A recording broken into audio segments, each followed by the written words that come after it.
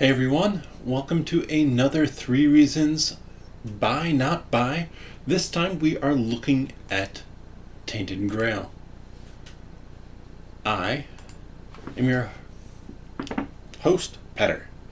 So, let's dive into another big game on my shelf and another one that I really like. This is Tainted Grail, Fall of Avalon, part of 3 different kind of campaigns that you can play through from Awakened Realms in this Tainted Grail world.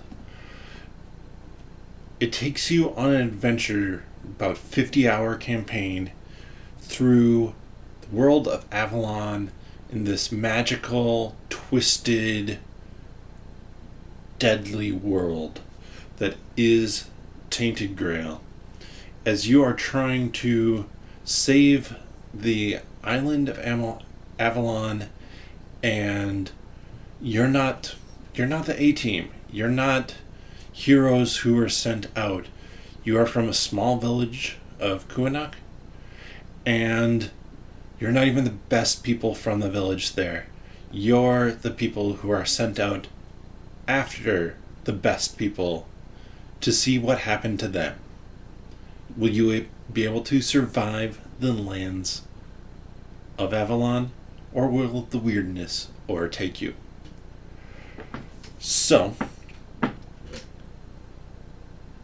this game, like I said, big adventure sort of game. Let's talk about 3 reasons why you might not want to get this game. First, it's a campaign. Like I said, this is about 50 hours for this box. There are 2 more campaigns, plus I have an additional smaller campaign to go with it as well. So 150 hours approximately worth a game between all the boxes. If you're like me, I have Deep Madness, I have Reichbusters, I have Gloomhaven, I have Solomon Kane, and I'm playing through Aeons and Legacy, I have Clank Legacy, I have all these other big games. And if you have a number of those, this one might not be the right one for you, because you might not need another campaign game on your shelf. Another thing that I should mention is it's expensive. So this game, maybe this box will hit retail, maybe. And I haven't heard anything about that recently. This was a Kickstarter game by Awakened Realms. Back when they were on Kickstarter, now they do all their stuff on GameFound. And their games don't necessarily tend to hit retail. So that means you're either hoping that a store pledged it and still has copies of it left, or you're probably paying a bit of markup. And like I talked about what I got. I have this base box, the expansion box that everybody got with the other 2 campaigns. I have a 3rd or 4th additional shorter, harder campaign, and I didn't get a whole lot of the things. I didn't get the special painting on the minis. I didn't get the miniatures for all the companions, all the monsters. Most of my monsters are just cards that go on the map on the board. And if you want to get all of that, that makes it way more expensive. So you'd be paying way more of a markup. So that's another reason it might not be a great fit for you. And finally, this game is punishingly hard. Now, they do offer a story mode, and I don't think there's any harm in playing through the story mode. In fact, that is what I am doing currently, because there is such a grind in this game otherwise for getting food. There are menhir, these things that light up areas of the map that require resources, and they run down. So you're constantly trying to get more resources to keep them lit or to light new ones. And then the monsters are just really difficult at times, especially early in the game. A level 1 monster for the first chapter, it's a coin flip whether or not you want to run away, because Some of them might just kill you since you're not that experienced yet in it. But, of course, we also have to look at the 3 reasons why you might want to get this. First off, this game has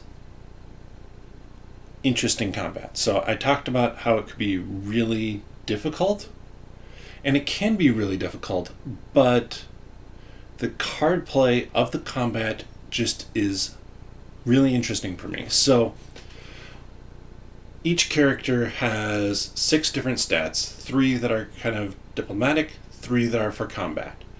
And the monsters will have those 3 different stats, keys basically, on the side, as well as like a free one that you can use as a multiplier or whatever. And so when you play down cards, you're trying to play down cards that deal enough damage.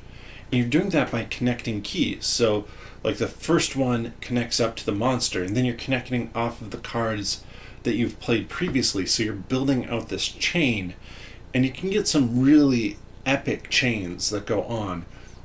And it's a combat that is very strategic, because a monster, let's say we are just fighting something fairly normal.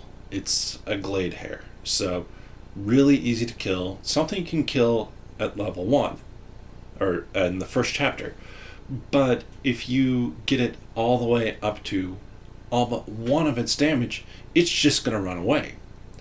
And if you kill it, you get 2 food. So now the question is, do you want to maybe keep the damage a little bit lower? Maybe taking a damage yourself to get those 2 food? Or is it worth it just to get it to run away? There's really interesting things where you kind of control the level of damage to control what the monster does back to you. So not only are you trying to figure out how to chain your cards together, you're trying to figure out how to chain your cards together to get it to the right spot on your turn. Next, this is a very immersive world. And the next 2 are fairly similar. So I'm going to talk about them a little bit together. This is a very immersive world in that they have built everything out really well. The artwork in this game, everything just evokes the feel of this world. That it is a world that is just teetering on the edge. And the more you find out about it and the more you explore it, the more you get to kind of see how close it is to the edge. And that leads into the next point, that while this game is very like immersive and it like you feel like you're part of the theme, you feel the tension of how dangerous this world is, the story in this game is so amazing. Like, I've played campaign games. I've played Gloomhaven the whole way through. I have played Sword and Sorcery the whole way through the main box.